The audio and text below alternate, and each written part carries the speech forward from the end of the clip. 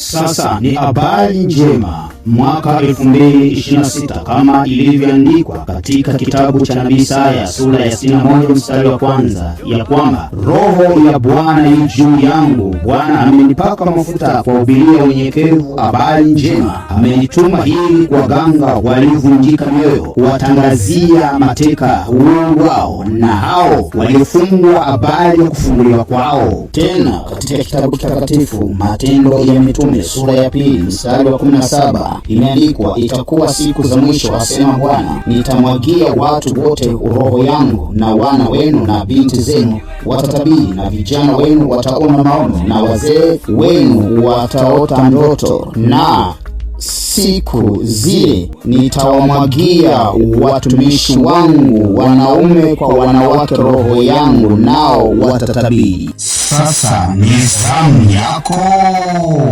Nabii na mwalimu Shangwe ya Bwana aliyepakwa mafuta na Yesu Kristo anakukaribisha wewe mwenye shida mbalimbali kama utasa, magonjwa, tatizo la ndoa, kuolewa au kuoa, uchumi, maisha kuwa magumu na unahitaji kazi. Karibu. Maombezi ni bure, amini tu Yesu ni mweza. Bwana wetu Yesu Kristo asifiwe. Ninaitwa Nabii Shangwe ya Bwana. Ninapenda kuwasilisha hizi baraka ambazo nilipewa na Mwenyezi Mungu, haswa kwa wakazi wa Dar es Salaam, Mwanza, Dodoma, Morogoro, Arusha, Mbeya, Kagera, hata na mikoa mingine ambayo sijaisema.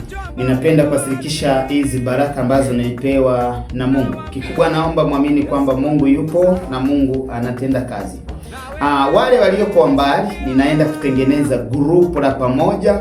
Kwa hiyo ukiingia katika grupu utakuwa unaweza kuongea na mimi ana kwa ana, alafu pamoja na kuombea. Pia nitaweka utaratibu wa masaa baada ya kuunda grupu. Lakini ninawapenda sana pia wakazi wa Dar es Salaam na jiji la Dar es Salaam. Kuanzia mwezi wa 4 wa 5 mwaka huu ninakuja kuweka huduma huko Dar es Salaam. Mungu awabariki sana, tuko pamoja. Amen. Lakini pia wote wanaofika kanisani, nabii anaongea na mmoja katika ofisini kwake, na siku za kazi ni Jumatatu, Jumatano, Ijumaa pamoja na ibada kwa ambayo ni Jumapili.